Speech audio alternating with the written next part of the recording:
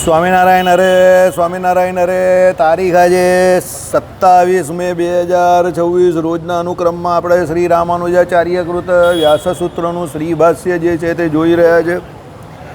શાસ્ત્રો યોનિત્વા તે ત્રીજું સૂત્ર આપણે જોઈ રહ્યા છે અને એમાં આપણે નૈયાયિકો જે કહે છે કે ભાઈ અનુમાન અને પ્રત્યક્ષ અને અનુમાનથી જો ભ્રમ સિદ્ધ થતા હોય તો પછી શાસ્ત્ર પ્રમાણની જરૂર શું છે. પણ આપણે એ જોયું ગઈકાલે કે ભાઈ અનુમાનથી એ ઈશ્વર સિદ્ધ થતા નથી. એ કયા ઈશ્વર? તો જે જગતની ઉત્પત્તિ સ્થિતિ અને પ્રલય કરે છે એ મુદ્દો પાછો એકવાર કોઈને કદાચ ડાઉટફુલ હોય તો એકવાર પાછો સમજી લઈએ. શરીર રહિત હોઈને ઈશ્વર કાંઈ કરી શકે નહીં, તેમ એને નિત્ય કે અનિત્ય એ કે તરનું શરીર સંભવતું નથી. એટલે શરીર સહિત હોઈને જગત કરે છે એમ કહેવું પણ અશક્ય છે. શરીર નિત્ય ન હોય કે એ તો સ્પષ્ટ છે. શરીર નિત્ય ન હોઈ શકે એ તો સ્પષ્ટ છે, કારણ કે શરીર કે જે સાવયવ છે તે નિત્ય હોય તો જગત નિત્ય શા માટે નહીં? બરાબર. શરીર અનિત્ય હોય તો તે કોણે કર્યું એમ પ્રશ્ન થાય છે. ઈશ્વર સિવાય કોઈ કરનાર છે નહીં, પણ ઈશ્વર પણ શરીરવાળો હોય તો જ કોઈ કાંઈ પણ શરીર પણ કરી શકે. આમ એક શરીર કરવા માટે બીજા શરીરની અને બીજા શરીર માટે ત્રીજા અને ત્રીજા માટે ચોથાની આ મહાન અવસ્થા પ્રાપ્ત થાય. માટે કહેવાનું એ કે જે ઈશ્વર એવી વસ્તુ કોઈ અનુમાનથી સિદ્ધ થતી નથી. હવે આમાં તમે સમજાશું એ હું તમને સમજાવી દઉં. તમે તો નહીં સમજા, હું તમને સમજાવું. બે રીતે આપણે વિશિષ્ટતા દ્વૈતીય એ લોકોને ક્લચમાં લીધા. પહેલું કે ભાઈ એ ઈશ્વરનું શરીર નિત્ય છે કે અનિત્ય છે? તમે પહેલાં એ વિચાર કરો. કેવું છે? નિત્ય છે કે અનિત્ય છે? હવે સમજો, શરીર હોય તો આ જગત જે છે તે અનિત્ય છે. આખા સાવયવી જગત છે તો એ કેવું છે? અનિત્ય છે. તો ભગવાનનું શરીર પણ અનિત્ય હોવું જોઈએ. બરાબર છે. એટલે કહેવાનો મતલબ શું છે કે શરીર અનિત્ય હોય તો એણે કોણે તો કર્યું? તો હવે એ શરીરને કરનારો કોણ? તો કોઈ એક કરનારો હોય તો એના શરીરને કોણે કર્યું? પછી પેલો કોઈ એ શરીર થયું તો એના શરીરને કરનારો કોણ? એમ કરીને અનવસ્થા પ્રાપ્ત થઈ જાય. આઈડિયા આવે જ તમને? એટલે તમે એ અનુમાનથી કોઈ દિવસ સિદ્ધ જ ન થઈ શકે કે ભગવાનનું શરીર જે છે તે અનિત્ય છે અને એના દ્વારા એમ કહે કે અનિત્ય એવું જગત થાય છે, તો એ અનુમાનથી સિદ્ધ ન થાય.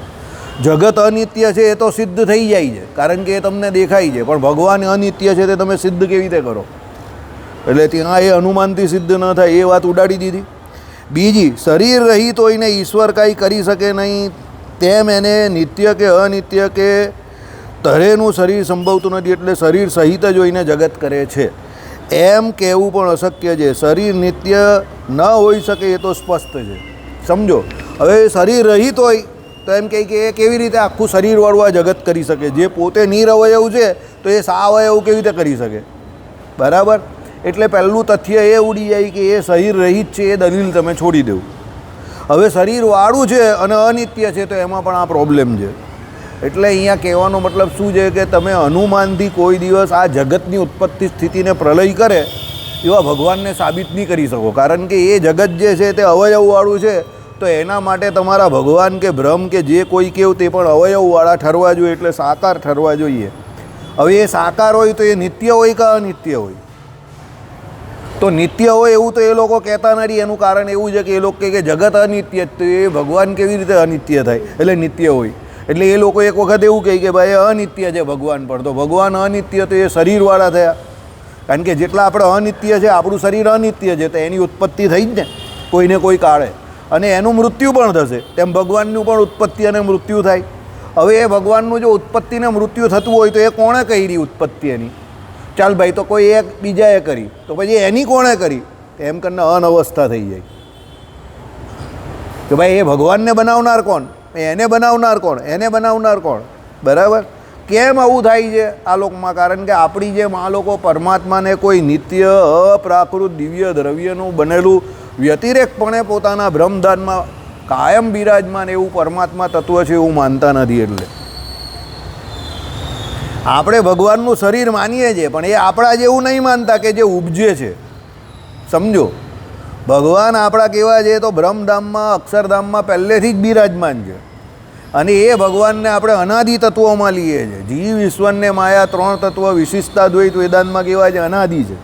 તો એ અનાદિ છે વિશિષ્ટાદ્વૈત વેદાંતમાં, એટલે એ અક્ષરધામમાં ભગવાન પોતે વ્યતિરેકપણે રહેલા છે અને દરેક જીવ પ્રાણી માત્રમાં અને આ જગતને વિશે પરમાત્મા કેવા અન્વયપણે રહેલા છે. એટલે આપણા માટે ઉત્પત્તિ કરનાર બ્રહ્મ જે પોતે એના સંકલ્પે કરીને જે ઉત્પત્તિ કરે છે અને પોતે પોતાના શરીર દ્વારા સંકલ્પ દ્વારા એ શું છે પેલા મૂળ પુરુષ દ્વારા એ આખી એમ કહી કે શું સૃષ્ટિની ઉત્પત્તિ કરે છે એ પ્રમાણે આપણે કહીએ છીએ. એટલે એ શાસ્ત્રોમાં જે પ્રમાણે કહ્યું છે એ પ્રમાણે સિદ્ધ થાય. એને તમે અનુમાને કરીને સિદ્ધ કરવા જાઓ તો એ સિદ્ધ થઈ શકે એવું નથી. બરાબર, ચાલો આગળ. ગઈકાલે થોડી ઉતાવળથી એ છેલ્લો ટોપિક લીધેલો ને એટલે મેં કહું આજે પાછો લઈ લઈએ. વળી કહો કે ઈશ્વર વ્યાપારવાળો છે કે વ્યાપાર વગરનો. પાછું આવ્યું ભાઈ, ચાલો ભાઈ તમે કહ્યું કે વ્યાપારવાળો છે કે વ્યાપાર વગરનો. વ્યાપારવાળો જ હોય ઈશ્વર, વ્યાપાર વગરનો હોય જ નહીં. કારણ કે જો એ વ્યાપાર વગરનો હોય તો પછી આપણે બધા અહીંયા બેઠેલા જ નહીં હોઈએ. એટલે એ ઈશ્વર વેપાર તો કરે જ છે, બરાબર છે. અને એનો આ લીલા વેપાર જે છે જગત વેપાર તે ચાલુ ને ચાલુ જ છે. એને કારણે તો આપણે અહીંયા છીએ બધા. વેપારવાળો ન હોઈ શકે કારણ કે એને શરીર નથી, બરાબર છે. અને વેપાર વગરનો હોય તો તે કાર્ય ન કરી શકે. બહુ ટાઈમ નહીં બગાડ જીગર, જીગર બહુ ટાઈમ નહીં બગાડ, ધડકો 62 છે. વેપાર વગરનો હોય તો તે કાર્ય ન કરી શકે, બરાબર છે. એટલે શું કહ્યું કે ભાઈ એને વેપારવાળો કહ્યું કે વેપાર વગરનો, બરાબર છે. વેપારવાળો હોઈ ન શકે કારણ કે એ લોકો એને શરીર વગરનું માને છે. કોણ? નૈયાયિકો. એટલે કહે કે ભાઈ તમારી દ્રષ્ટિએ વેપાર વગરનો છે તો પછી એમ કહે કે એ કેવો છે તો ફૂટબોલ થઈ ગયા કારણ કે કંઈ ખબર પડતી નથી, બરાબર છે. એટલે આવું થાય, સમજી ગયા તમે? ઉંમર કોઈ પણ વસ્તુની તમને બાંહેધરી આપતું નથી. તમે એમ કહ્યું કે જેની ઉંમર વધારે એનો અનુભવ વધારે, પણ એ તો જે ક્ષેત્રમાં કામ કર્યું એ જ અનુભવ વધારે. બાકી એવી રીતે ફૂટબોલ થઈ જવું પડે, કંઈ ખબર ના પડે તો પછી શું કરે, બરાબર. એટલે આ ઉંમરમાં જ જે છે ને તે તત્વજ્ઞાન શીખવા માંડવાનું. તો મોટી ઉંમરે પછી વધારે સમજ પડતી થાય ને તો એ ભગવાનના સ્વરૂપને ઓળખી શકે. આ રાઈટ ઉંમર છે, આ રાઈટ ઉંમર છે, આ રાઈટ ઉંમર છે. અમે જે અહીંયા અત્યારે બોલી શકીએ છીએ ને એનું કારણ આ જ છે કે અમે આ ઉંમરમાં તત્વજ્ઞાન શીખવા બેસી ગયેલા, જ્યારે આળસ નહીં હોય. અત્યારે મારે પણ કંઈ નવું શીખવું હોય ને તો મને પણ તકલીફ પડે, સમજો. પછી શું થાય, સમજ ન પડે એટલે તમે બાગા જેવા બેસી રહ્યો એટલે તમારો ઈગો હટ થઈ જાય, એટલે પછી તમે ઊભા થઈને ચાલ્યા જવું પડે. સમજ પડે છે? એટલે તમે એમ કહો કે ભાઈ સમજ નહીં પડતી, કે ભાઈ હજુ તો બહુ નાની અવસ્થા છે, હજુ તો આખી જિંદગી પડેલી છે. પણ જિંદગી તો આમ જ નીકળી જશે સમય, પણ સમજ નહીં પડશે જ્યાં સુધી બેસશો નહીં ત્યાં સુધી. અને જેવા આવ્યા એવા ને એવા જ જશો, કોરા કટ, બરાબર. પછી ભગવાન આગળ પ્રાર્થના કરવાથી કે આજીજી કરવાથી કોઈ ફાયદો નથી. ભગવાન કહેશે કે મેં તને સમય આપેલો, એ સમયનો તે સદુપયોગ ન કર્યો, એમાં આઈ એમ સોરી. એટલે એમાં અહંકાર કે ઈગો ના રાખો. કારણ કે વિદ્યા ભણવી હોય જ્યારે પણ ત્યારે પોતે પોતાની જે કોઈ પણ શું કહેવાય કે ઈચ્છા પ્રવૃત્તિઓ એ બધાને પહેલાં બલિદાન આપીને શાંતિથી વિદ્યાર્થી બનીને બેસી જવાનું. આમાં ઉંમર કે બીજું કંઈ લાગતું નથી. 80 વર્ષની ઉંમરે પણ શીખવું હોય તો શીખાય, પણ એવી આદત હોવી જોઈએ ને. આદત નહીં હોય તો ન શીખાય, સમજો, બરાબર. એટલે પહેલેથી એ તમારે આદત પાડવી પડે યુવા અવસ્થાથી, તત્વજ્ઞાન ભણવાની શીખવાની, તો જ સમજ પડે, નહીં તો ન સમજ પડે. પછી તમને એવું જ લાગે કે ભાઈ અહીંયાથી અહીંયા ગયા મહારાજને, અહીંયાથી અહીંયા ગયા, એ સાંભળ્યા કરો. ખોટું કંઈ નથી એમાં. જેને તત્વજ્ઞાન નથી આવડતું એના માટે એ બેસ્ટ છે, આપણે ના નહીં પાડતા. પણ એ પરમાત્મા તત્વને એ જ્યાં સુધી ઓળખશે નહીં ને પછી એ ભગવાનના એ ચરિત્રોમાં પણ દિવસે દિવસે ડાઉટ કરશે કે ભગવાને આવું કેમ કર્યું, ભગવાન કેમ રાસલીલા કરવા ગયા, ભગવાન કેમ સગ્રામ વાગરીને ત્યાં ગયા. ત્યારે ભગવાનને વર્ણાશ્રમના ધર્મ નહીં લાગ્યા, પોતે તો બ્રાહ્મણ હતા. સમજ્યા મારી વાત? તો વાગરીને ત્યાં કેમ ગયા, બરાબર. ભગવાન કેમ લાડુબા જીડુબાને સાથે ફરતા હતા, એ તો ત્યાગી હતા. હવે બધા મૂંડા ગાંઠ થાય ચરિત્રોમાં પણ. કેમ થાય? પરમાત્મા સ્વરૂપને નહીં ઓળખતો. ભગવાન કેમ કુબજાના ઘરે ગયા, એની અંદર એના રૂમમાં પણ ગયા, બરાબર. તો કેમ ગયા ભગવાન? આ બધું પરમાત્મા સ્વરૂપને ન ઓળખે ને એકલા ચરિત્ર સાંભળ્યા કરે તો પછી આવા બધા સંકલ્પ વિકલ્પ ઉઠે અંદર. કારણ કે જીવ તો પોતે વાસનાઓથી ભરેલો છે, અનાદિ વાસનાઓ બધી કેટલી ભરેલી છે આપણે, પણ પછી આપણામાં જેવી મેં તમને હું વારંવાર શું વિચાર કરું જ ને તમને શું કહું, જે તમારામાં છે એ જ તમને સામેવાળામાં દેખાશે. યાદ રાખજો, સામેવાળો બીજો કોઈ નથી, તમારા વિચારનું પ્રતિબિંબ છે. કારણ કે તમે જ્યાં પહોંચેલા છો તમે સામેવાળાને એવો જ વિચારી શકો, એનાથી સારો ન વિચારી શકો. સમજો, ભગવાન કુબ્જાન ત્યાં કેમ ગયા અને ભગવાને પછી રાસ કેમ રમ્યા અને એકાંતમાં કેમ પેલી બધી સ્ત્રીઓને બોલાવીને, એ તો કોઈ ભગવાનની કોઈ સગાવાલી પણ નહીં હતી. અને બધાને એ રમણ કરીને ભગવાને એ સુખ કેમ આપ્યું ને એમાં અધર પર અધર અથડાવ્યા ને, અરે સ્તન ઉપર હાથ મૂકી દીધો ત્યાં સુધી લખેલું છે. અમુક વસ્તુ તો હું વાંચતો નથી રાત્રે, સમજો, કારણ કે બધા સાંભળવાવાળાની સ્થિતિ સરખી નહીં હોય ને. એવું લખેલું છે દસમ સ્કંદમાં કે એ સ્તન ઉપરના જે કેસર, એ કેસર ભગવાન ઉપર લાગ્યું, આવું પણ લખેલું છે. ચાલો વિચાર કરો, હવે જે કામુક વ્યક્તિ હોય એને તો મગજમાં કેવા વિચાર ચાલુ થઈ જાય. પણ લખનાર વ્યાસજી છે ને બોલનાર સુખદેવજી છે, એ વિચાર કરો. સુખદેવજી જેવો ત્યાગી વ્યક્તિ આવું બોલે નહીં, અને વ્યાસજી જેવો 18 પુરાણનો રચયતા આવું લખે નહીં જો એ કામલીલા હોય તો. આ કંઈ નવલકથા નથી, આ તો જગતમાંથી તમને છોડાવનારી ભગવાનની કથા છે. સમજો, એટલે હું તમને વારંવાર કહું છું, ઘણા લોકોને એવું હોય કે આ ભાઈ ચરિત્રોના વિરોધી છે. હું ચરિત્રોનો વિરોધી નથી, પણ એ ચરિત્રોના કરનાર જે પરમાત્મા જે એના સ્વરૂપને ન ઓળખશો તો એ ચરિત્રોમાં તમને ઓલ ધ ડાઉટ્સ બધા ક્રિએટ થશે કે ભગવાને આવું કેમ કર્યું ને ભગવાને તેવું કેમ કર્યું. કારણ કે તમે પરમાત્મા તત્વને જ નહીં ઓળખતા, બરાબર? એટલે એ તત્વને પહેલાં ઓળખો, પછી ભગવાને કહ્યું એ પ્રમાણે કે ભગવાન કોઈ પણ દિવ્ય ચરિત્ર કરે કે માનુષ ચરિત્ર કરે કે અતિ માનુષ ચરિત્ર કરે કે મનુષ્ય કરતાં પણ નીચું ચરિત્ર કરે, કોઈ પશુ જેવું ચરિત્ર કરે તો પણ તમને ડાઉટ નહીં જાય કે ના એ ભગવાન છે. સમજો, એ બધું જ કરી શકે છે. અને એ જે કંઈ કરે છે તે દરેક પ્રકૃતિના જીવ જે છે એ પ્રકૃતિના જીવે ભગવાનના ચરિત્રો સાંભળશે અને કોઈ પણ એક ચરિત્ર કરીને ભગવાન જોડે જોડાશે, એને લઈને ભગવાન એ ચરિત્ર કરે છે. બાકી ભગવાનને કર્મ કરવાની જરૂર જ નથી. ચોખ્ખું તો ગીતામાં કહ્યું કે મારે કોઈ કર્મ કરવાની જરૂર નથી. એ અર્જુન, તો ભગવાન આ બધું કરે કેમ? આવો મોટો વેપાર કેમ કરે?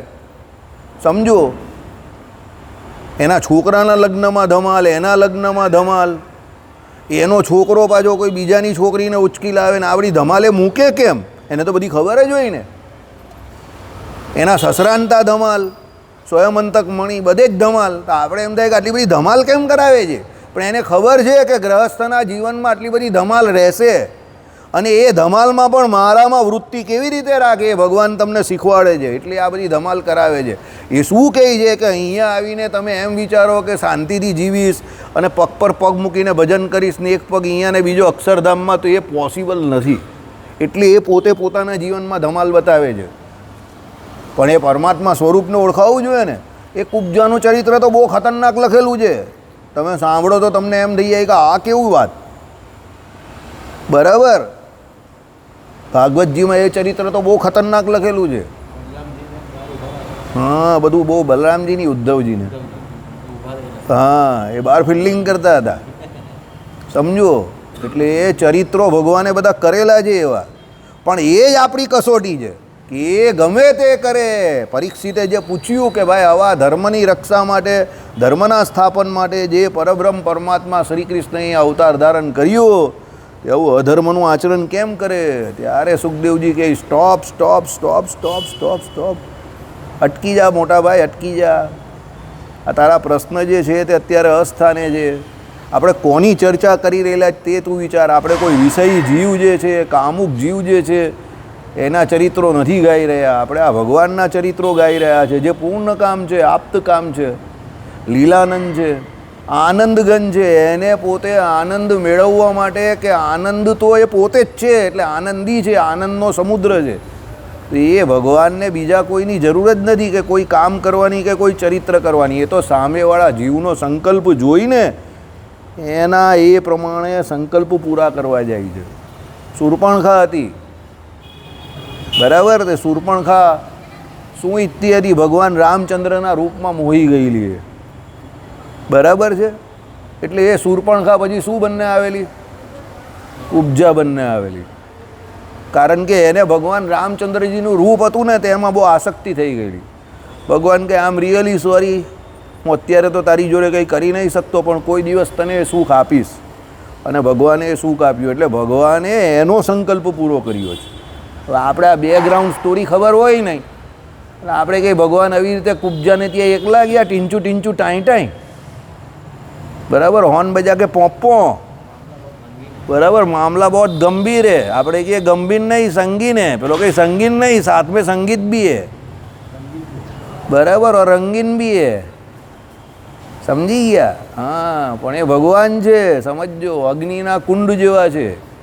એ ગમે તે ચરિત્ર કરે બધું સ્વાહા છે, એને એ કોઈ ચરિત્ર બંધન કરતા નથી, બરાબર. એટલે તમને જ્યારે એવો સંકલ્પ થાય ત્યારે તમારે વિચાર કરવાનો કે ટચલી આંગળી ઉપર 7 દિવસ સુધી 7 કોષનો ગિરિરાજજી કોઈ સામાન્ય વ્યક્તિથી ગ્રહણ થાય ન થાય, બરાબર. હવે એમ કહીએ તમે કે ભાઈ એ લક્ષ્મીજીનું હરણ કરી લાવ્યા, તો કોઈ એવું કહે કે મારી બેનનું હરણ કરી જા.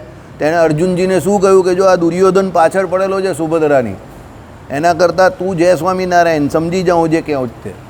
તો હવે એ ભગવાન જ કરી શકે, કારણ કે એને કોઈનામાં આસક્તિ નથી. એ સમય પર જે બેસ્ટ લાગે છે એમને એ કરે છે. તમે ભગવાન શ્રી કૃષ્ણના ચરિત્રમાં જો, એ તો ત્રિકાળદર્શી છે પરમાત્મા, પણ એમના ચરિત્રોમાં શું આવે છે, એમને જે સમયે જે કર્મ બેસ્ટ લાગે છે એ કરે છે, સમજો, બરાબર. એટલે એ પરમાત્માના સ્વરૂપને ઓળખવા માટે આપણે આ બધું કરીએ છીએ. ચરિત્રો સાંભળવા માટે આખી જિંદગી છે, પણ એ ચરિત્રો સાંભળો પછી તમને ભગવાનના ચરિત્રોમાં પણ ડાઉટ જશે. કેમ? ભગવાનનો નિશ્ચય નથી ને, એટલે એ નિશ્ચય આ રીતે આવા શાસ્ત્રો દ્વારા થાય છે. એટલે ભગવાને શું કહ્યું? અઘરામાં અઘરું, કપરામાં કપરું કામ કહ્યું છે, ભગવાનનો નિશ્ચય થવો.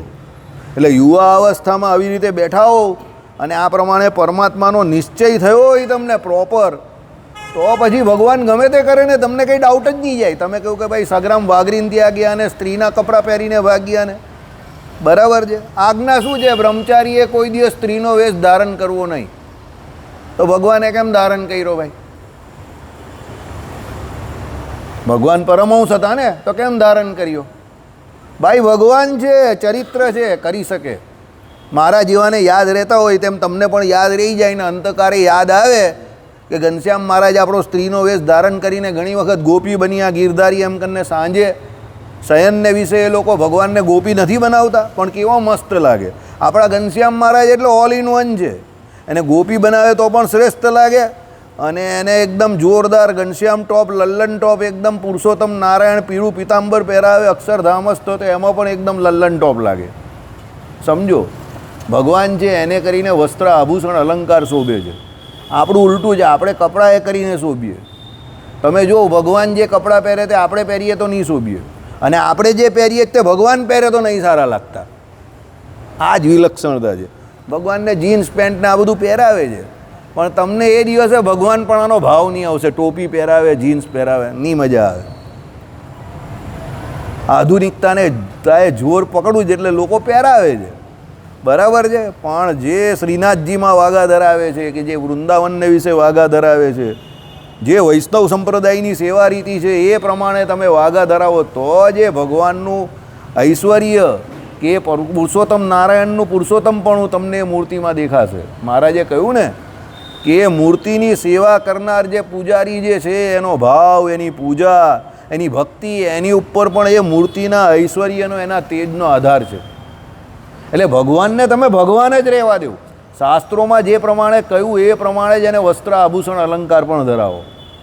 પછી તમે જીન્સ પેન્ટ પહેરાવશો ન પહેરાવો, ટી શર્ટ પહેરાવો, પેલા ગોગલ્સ ચશ્મા પહેરાવો, તમે ઉલટી એને ભગવાનમાંથી સામાન્ય કરી રહેલા છે. તમે સમજો, એ ભગવાન છે, આપણાથી વિલક્ષણ છે, તો એમને વિલક્ષણ જ રહેવા દો. સમજ્યા મારી વાત? કારણ કે જીવ અને માયા બંને કરતાં વિલક્ષણ છે, જુદા છે, અને એટલે જે ભગવાન છે અને આપણા બધાના ઉપરી છે. જીવ, ઈશ્વર, માયા, બ્રહ્મ અને પરબ્રહ્મ, એમાં એ પરબ્રહ્મ તત્વ બધાનું ઉપરી છે, બધાથી પર છે, એવું આપણે જ કહીએ છીએ. સંપ્રદાયનો પહેલો સવાલ ટેકનિકલ મુક્તાનંદ સ્વામીને પૂછ્યો હતો, તો એ બધાના ઉપરી છે, સર્વથી પર છે, તો પછી તમે એને કોમન શું કામ બનાવો છો જીન્સ પહેરાવીને? આઈડિયા આવે છે? એમના શાસ્ત્રોમાં, વચનામૃતમાં ને એમાં જે ભગવાને કહ્યું કે ભાઈ અંગરખી પહેરી હતી કે સરવાલ પહેર્યો હતો, ભાઈ ગરમીને વિશે આછા વસ્ત્રો રેશમી વસ્ત્રો પહેર્યા હતા, ઠંડીને વિશે પેલી ડગલી પહેરી હતી. તમે પહેરાઈ જાઓ, જો કેવો જોરદાર થાટમાટ ભગવાનનો વધી જશે. શાસ્ત્રમાં કહ્યું એ પ્રમાણે કરશો ને તો જોજો બહુ મજા આવી જશે. હે, સાચી વાત છે કે નહીં? જે ભગવાનને જે પ્રમાણેના વાઘા એ પ્રમાણેના પહેરાવો તમે, મસ્ત શોભી ઉઠશે. પછી તમે ઉત્તરાયણને દિવસે ભગવાનને પેલી કેપ પહેરાવો ને તો પછી ભગવાનને તમે આપણા જેવા કરી નાખ્યા ને. સમજો, ભગવાન આપણા જેવા થોડા છે, એ ભગવાન છે. એ તો ભગવાન આપણા જેવા બને છે જાણી જોઈને આપણી જોડે. કેમ? આપણે બધા પૂર્વેના વાસનાએ કરીને વાસિત જીવો જે છે એની ભગવાનમાં વૃત્તિ ચોટે એટલે ભગવાન પોતે આપણા જેવી એક્ટિંગ કરે છે. આપણા જેવા હોતા નથી પણ આપણા જેવા બનવાની એક્ટિંગ કરે. સમજો, દાખલા તરીકે કોઈ બહુ મોટો માણસ હોય અને એ અહીંયા આવીને આપણી જોડે રોજ આવીને બેસે તો એણે પહેલાં એ સાબિત કરવું પડે કે એ બહુ મોટો માણસ છે એવું તો કરીને અહીંયા બેસી નહીં શકે. એને નોર્મલ બનવું પડે. પહેલાં એને જોવું પડે કે આ લોકો કેવા છે, દાલ રોટી ચાવલવાળા છે ને એવા છે, તો એ આપણી જોડે ભળવા માટે એ રીતે વર્તશે. પછી અહીંયા આવીને આમ અલગ ખુરશી નાખીને રાજા મહારાજાની જેમ બેસશે તો એ આપણાથી દૂર જ રહેશે. એમાં ને એમાં તો કોંગ્રેસ સરકાર 22 રાજ્યમાંથી ચાલી ગઈ, કારણ કે એને ખબર જ નહીં પડી કે ભારત દેશ કઈ બાજુ જઈ રહેલો છે, ભૌગોલિક પરિસ્થિતિ શું છે અહીંયા. સમજો, 2014 પછી કોંગ્રેસને ખબર જ નહીં પડતી કે આપણે ઇલેક્શનનું કેમ્પેનિંગ કેવી રીતે કરવું. અને નરેન્દ્ર મોદી સાહેબનો ખાસ માણસ જે છે ને તે રાહુલ ગાંધીનો એડવાઇઝર છે, એટલે એ એને બધી ઉલટી સલાહ આપે છે. એને એ ખબર જ નહીં પડતી કે મારે ઇલેક્શનને ટાર્ગેટ કેવી રીતે કરવું. હું તમને ગેરંટી જોડે કહું, એ 5 વર્ષ સુધી કંઈ પણ ન બોલે ને, કંઈ જ નહીં બોલે, એક પણ શબ્દ નહીં, સરકારની કોઈ પણ નીતિ પણ નહીં ને કંઈ નહીં, એ કંઈ જ ન બોલે ને તો પબ્લિકને થશે આ કેમ કંઈ બોલતો નથી, તો કદાચ અત્યારે એની જેટલી સીટ છે ને એનાથી વધારે સીટ આવશે. આઈ ગેરંટી યુ. પણ એ બધી બાબતમાં વિરોધ કરે છે ને એટલે લોકોએ એની ગણતરી ગાંડામાં કરી દીધી. He is not a serious politician એવું લોકો કહેતા થઈ ગયા. એને ભારતની હજુ ડેમોગ્રાફી ખબર નહીં પડતી. સમજો, પબ્લિકના ટેસ્ટને ઓળખી નહીં શકતો એ વ્યક્તિ.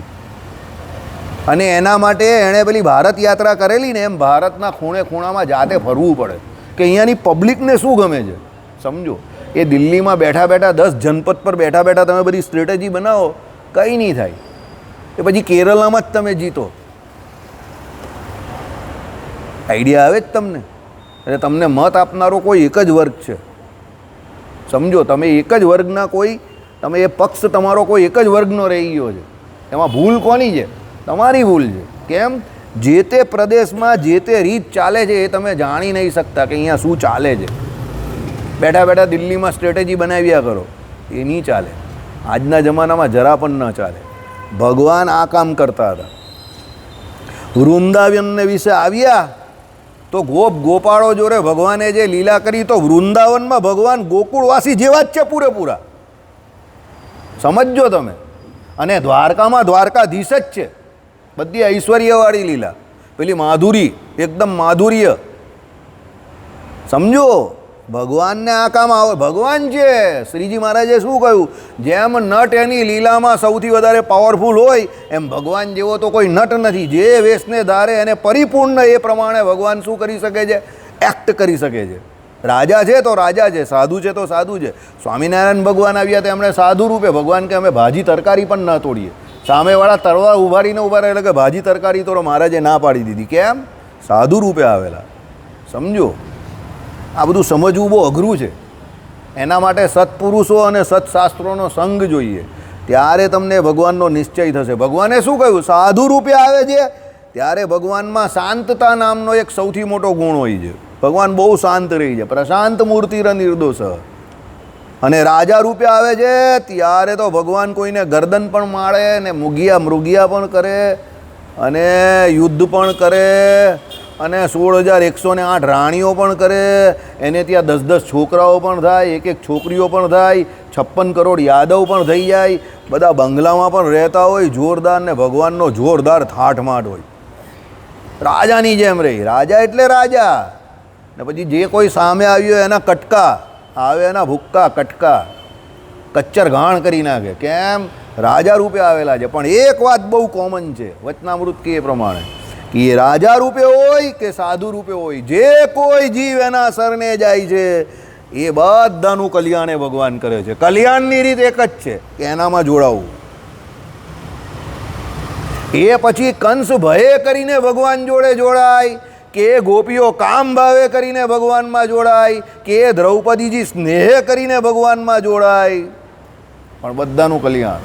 કે પેલી પૂતના ભગવાનને વિષ પીવડાવવા આવી તો પણ એનું પણ કલ્યાણ સેમ ટુ સેમ. કેમ? ભગવાન જોડે જોડાઈ તો કરીને. એ પૂતના પણ પૂર્વજન્મની કોણ હતી? બલિરાજાની બેન. શું નામ હતું એનું? વિંધ્યાવલી કે રત્નાવલી? રત્નાવલી. કેમ?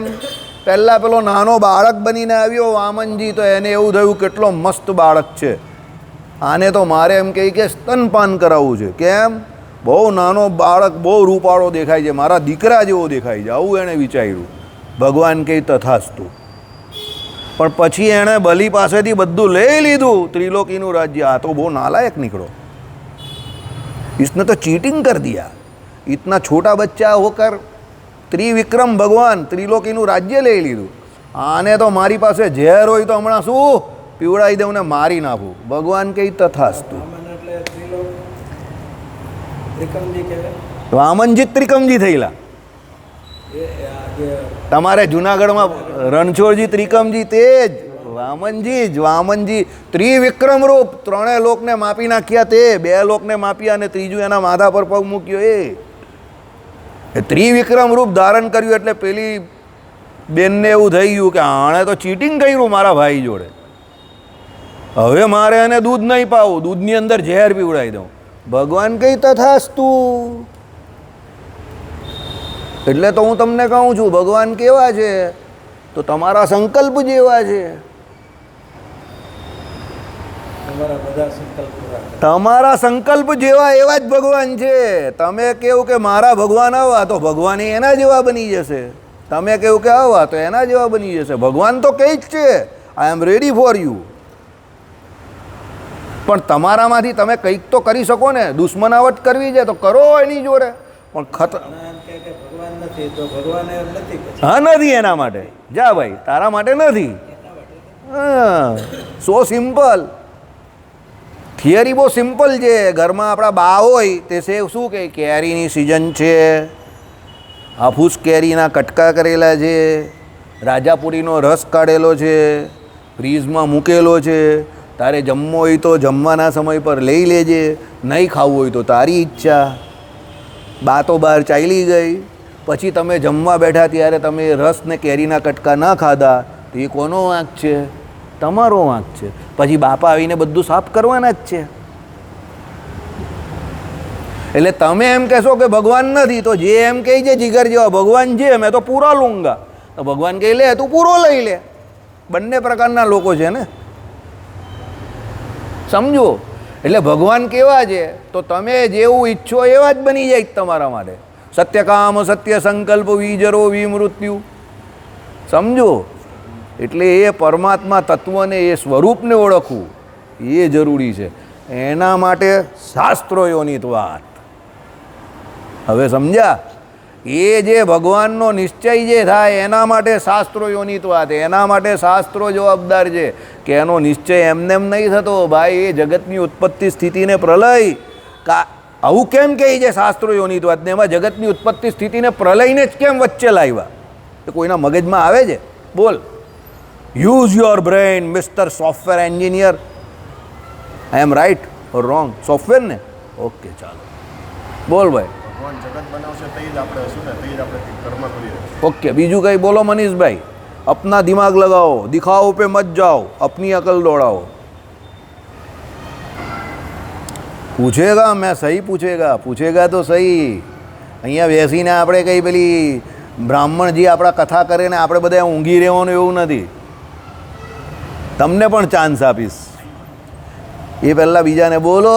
કિરણભાઈ ચપડિયા, બરાબર?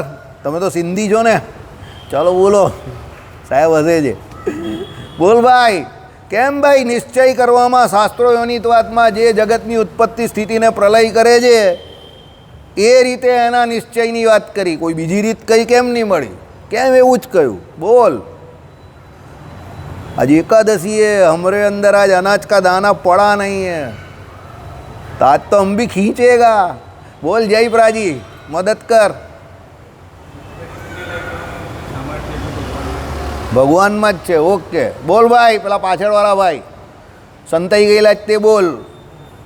હું બોલ તે સવાલ તો પૂછું જ છું ભાઈ. તમે મદદ કરો એ ભાઈને. કેમ એવું કહ્યું કે જે જગતની ઉત્પત્તિ સ્થિતિને પ્રલય કરે છે, એવું કારણ કેમ આપ્યું શાસ્ત્રો યોનિત્વાદમાં નિશ્ચયમાં કે ભાઈ જે જગતની ઉત્પત્તિ સ્થિતિને પ્રલય કરે છે તે કરનાર ચોક્કસ એમ કહે કે કોણ? ઈશ્વર ભગવાન જ હોવા જોઈએ. તો એ શાસ્ત્રો યોનિત્વાદ જે કહ્યું તો એમાં એમ જ કેમ કહ્યું કે જે જગતની ઉત્પત્તિ સ્થિતિને પ્રલય કરે છે તે? બીજું કેમ કંઈ ના કહ્યું? ઘણું બધું કહી શકતા હતા. You can also try. તમે આજે નવા આવેલા છો એટલે રોજ નહીં આવતા તો પણ તમે ટ્રાય મારી શકો છો. કારણ કે અહીંયા ઉલટું છે, જે રોજ આવે એને ઘણું બધું નહીં આવડતું, જે કોઈ વખત આવે એને આવડી જાય છે. બોલો ભગત, તમે કંઈ કોશિશ કરી શકો છો? ખાલી કોશિશ કરી શકો છો? બોલો, ટ્રાય આઉટ. જવાબ આપી શકો છો? નહીં. જીગરભાઈ બોલો. नहीं. बोलो તમે. बाजू में बैठेला है तो दिखेगा तो सही ना. ભગવાન છે બધું વિભુ છે. હા ચાલો અશોકભાઈ બોલો. અઘટિત ઘટના સામર્થ્ય એક નારાયણમાં જ છે એટલે એ બતાવેલું છે.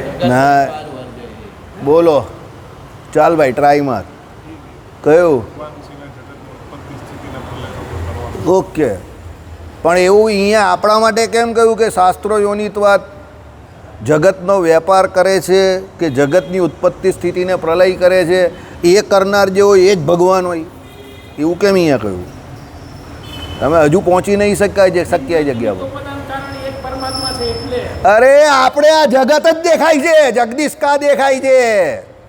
એટલે આપણે શ્રદ્ધા જગત પર જ આવે ને પહેલાં. સમજો, આ જગત તમને એક્ઝિસ્ટિંગ વર્લ્ડ આખું દેખાઈ રહેલું છે તો એ જગતની પહેલાં સ્થિતિ તમને ખબર પડશે કે જગતનો કરતા કોણ છે એ ખબર પડશે.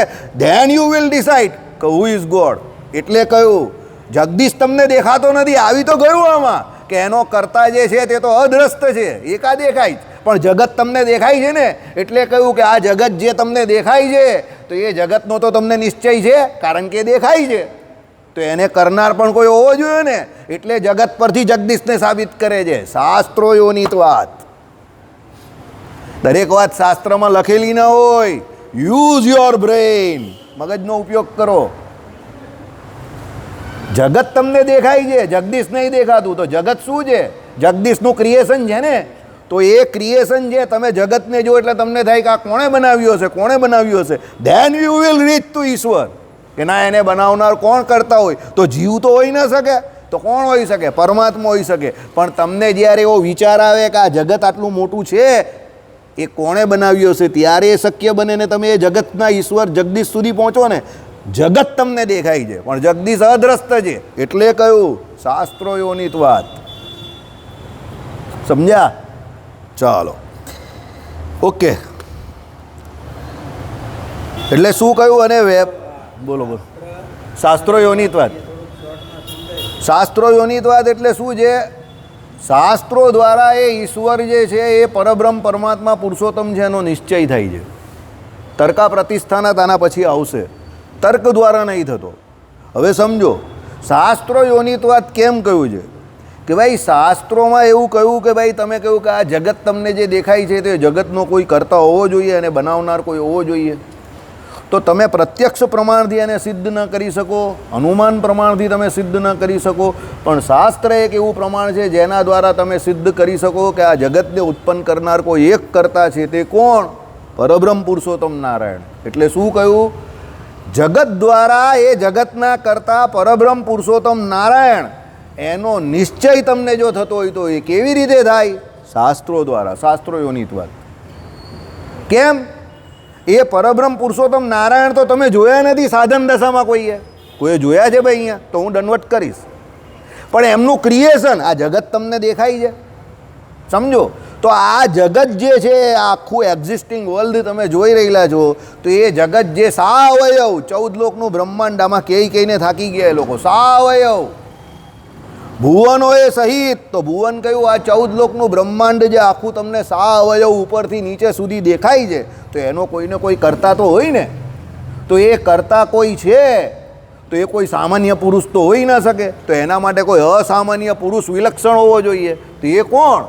તો પરબ્રહ્મ પરમાત્મા પુરુષોત્તમ નારાયણ. હવે એ પરબ્રહ્મ પુરુષોત્તમ નારાયણ છે તે સાબિત કોણ કરે? શાસ્ત્રોયોની વાત, શાસ્ત્ર દ્વારા સાબિત થાય. આની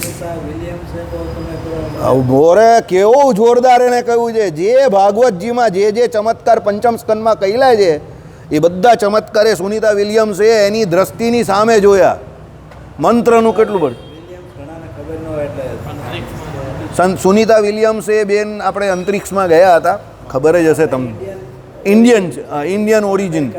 હા, અત્યારે અમેરિકા ભલે રહી છે, નાસામાંથી ગયા હતા, પણ એ આપણા મૂળ એમનું ઇન્ડિયન છે. અને એ ગયા હતા ત્યાં અને અંતરિક્ષમાં એમનું કંઈક ખરાબી થયેલી ને ત્યાં ખોવાઈ ગયા હતા. અને પછી એમને ધીરે ધીરે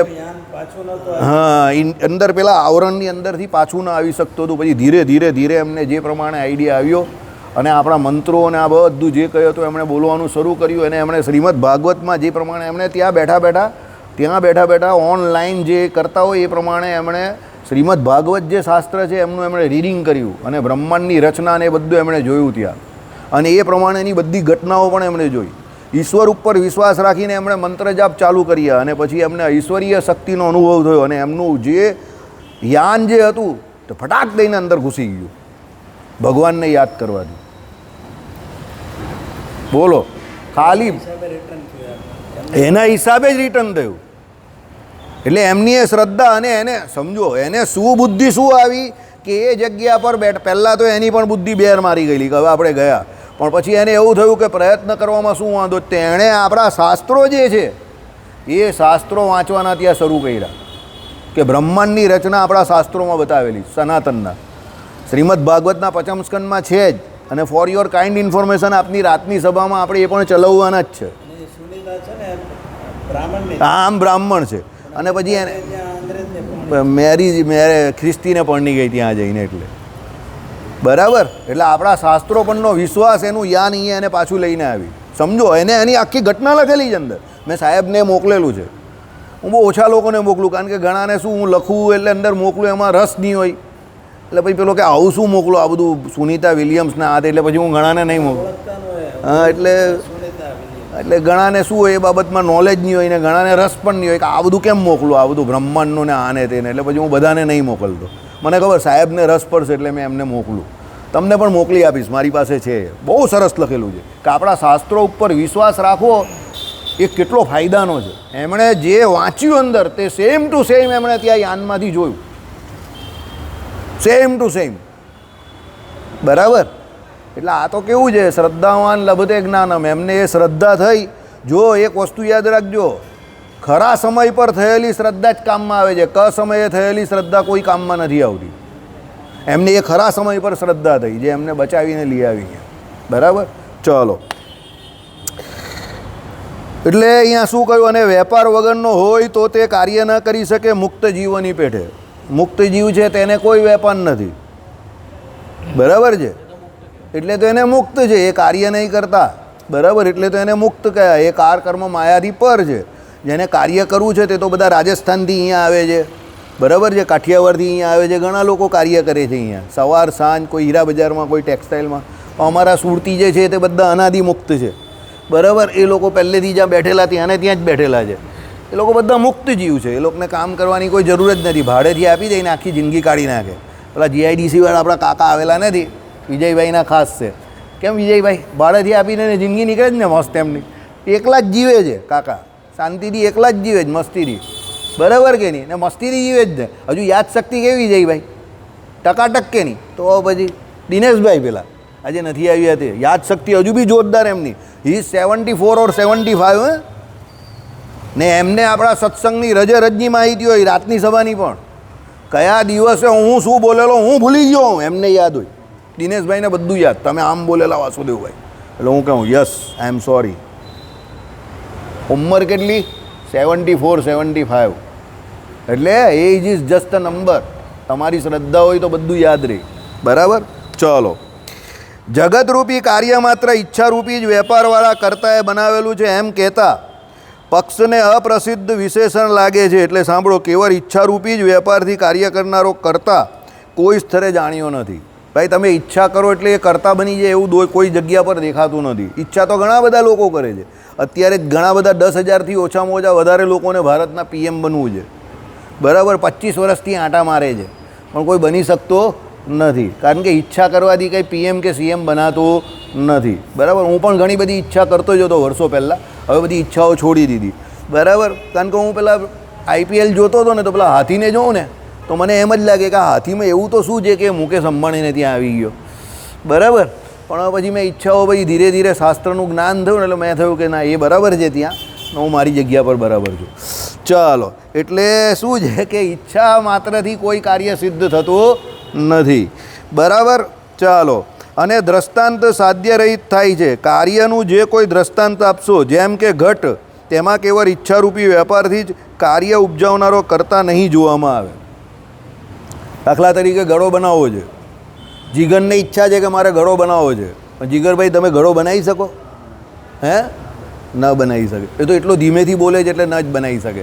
કદાચ હું બોલતે તો ન બનાવી શકું એમ જોરથી બોલતે. બરાબર, પણ જીગર તો બોલે પણ એટલો ધીમેથી છે એટલે 2 વાર ન બનાવી શકે.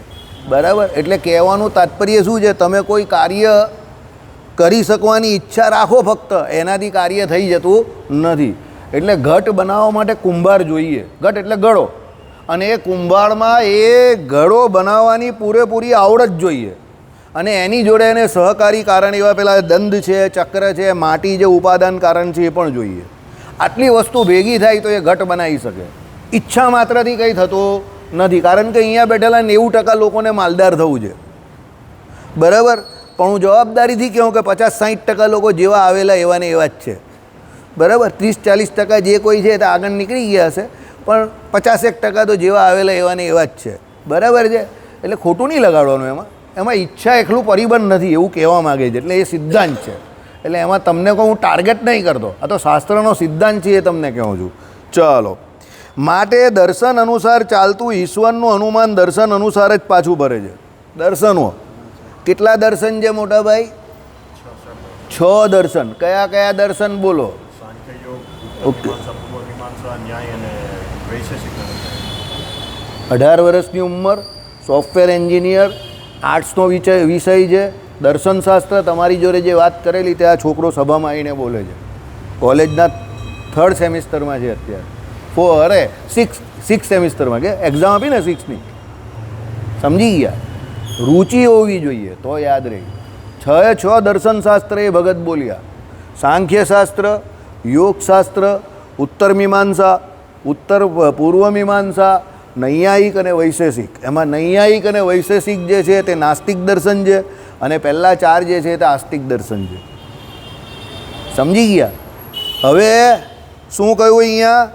દર્શન અનુસાર ચાલતું ઈશ્વરનું અનુમાન દર્શન અનુસાર જ પાછું પડે છે. કેવી રીતે? જેવું જોવું તેવું માનવું એમ પ્રત્યક્ષ, અને પ્રત્યક્ષને આધારે રચાયેલું અનુમાન. તમે જેવું જોવો એવું માનો, એ તમારા માટે પ્રત્યક્ષ થયું. દાખલા તરીકે તમને પૂછે કે વાસુદેવ તો કેવો છે? સફેદ વાળવાળો છે, લાંબી ચોટલીવાળો છે, જાડો છે, બોલે છે તો અટકતો નથી. બરાબર, અને અઘરા સવાલ કરે છે. જેવું જોયું એવું તમે પ્રત્યક્ષ જોયું એવું બોલ્યા. હવે તમે જેવું બોલ્યા અને તમે જેવું જોયું અને જેટલું જોયું એવું જ તમારું અનુમાન. તમે જે વસ્તુ જોઈ નથી કે જે વસ્તુનો તમને અનુભવ નથી એનું તમે અનુમાન કરી શકો નહીં. જાપાનની જુંગુ ગલી કેવી છે તે હું તમને પૂછું તો તમને નહીં સમજ પડે. કારણ કે તમે જાપાનની જુંગુ ગલી જોઈ છે? કોઈએ નથી જોઈ. મેં પણ નહીં જોઈ, પણ મેં એને અહીંયા ફેંક્યું તમારી સામે કે જાપાનની જુંગુ ગલી. બરાબર, પણ તમે કંઈ અનુમાન કરી જ નહીં શકો. મને ખબર છે, કારણ કે તમે જોઈ જ નથી. હમણાં ગોપાલને પૂછતે તો 100% આભાર દે. અમે જોઈ છે, કારણ કે એને ખબર છે કે આ ફેંકી રહેલો છે.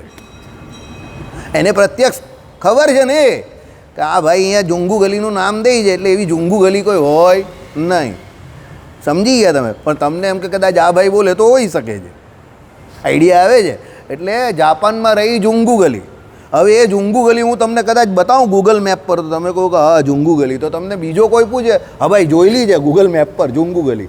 એટલે પ્રત્યક્ષ તમે જેના દર્શન કરો કે પ્રત્યક્ષ તમે જેનો અનુભવ કરો એનું જ તમે અનુમાન કરી શકો, સમજો. પણ તમને જે વિષયનો કે જે ફિલ્ડનો પ્રત્યક્ષ અનુભવ નથી તમને એનું અનુમાન ન થાય. તમને રાત્રે જે સ્વપ્ન આવે છે ને એ પણ તમે કોઈ કાળે એના વિશે પ્રત્યક્ષ કોઈને કોઈ રીતે એનો યોગ કર્યો હશે, અત્યારે કે પૂર્વે, એને કરીને જ તમને સ્વપ્ન પણ એવા આવે છે. પૂર્વજન્મમાં પણ કર્યું હોય. તમે પૂર્વજન્મમાં કદાચ કોઈ રાજા મહારાજા હોવ અને અત્યારે ભલે લકીર કા ફકીર થઈ ગયા હો, પણ તમને રાત્રે એવું સપનું આવી જાય કે તમે રાજા મહારાજા છો. પાછળ બેકગ્રાઉન્ડમાં મ્યુઝિક પણ વાગે, સ્વપ્નમાં વાગે પણ વાગે ખરું, ટેં કરીને વાગે. પછી ઉઠો ત્યારે તમને એવું લાગે કે આ લાત તો હું એકલો જ ઉછાળી રહેલો છું, ગોળો ગોળો કંઈ દેખાતો નથી. બાજુમાં કોઈની સૂઈ ગયા હોય તો એ બાજુમાંથી તમને એક લાત મારે કે ભાઈ તો આ કેમ મને લાત મારી રહેલો છે, કેમ? એ પૂર્વજન્મમાં તમે રાજા હતા ને એટલે. અને જો તમને અત્યારે પણ ભિખારી જેવા જ જો સપના આવે છે તો સમજી લઉં તમે ચોક્કસ જય સ્વામિનારાયણ. તમારા બધાની ઇજ્જત રાખું છું એટલે આગળનું બોલતો નથી. ચાલો 1 મિનિટ. મતલબ કે શ્રુતિ છાંડીને તર્કને આધારે ઈશ્વર સિદ્ધ કરવાનો યત્ન ફતેહમંદ નીવડતો નથી. એટલે તમે શ્રુતિઓને સાઈડ પર મૂકી દેવું. શ્રુતિ એટલે વેદોની શ્રુતિ, શાસ્ત્રોમાં જે કહ્યું એ પ્રમાણે, આમાં જે કહ્યું શાસ્ત્રો યોનિતવાદ, એ શાસ્ત્રોને કે શ્રુતિને તમે સાઈડ પર મૂકી દેવું અને તર્કને આધારે તમે ઈશ્વરને સાબિત કરવા જાઓ તો એમાં તમે ફતેહમંદ એટલે તમે એમાં જીતી શકો એવા નથી. કારણ કે તર્ક દ્વારા એ ઈશ્વરની સાબિતી થતી નથી, એના દ્વારા તમારે શાસ્ત્રોના પ્રમાણ લેવા જ પડે. શ્રીપતિમ શ્રીધરમ સર્વદેવેશ્વરમ ભક્તિ ધર્માત્મ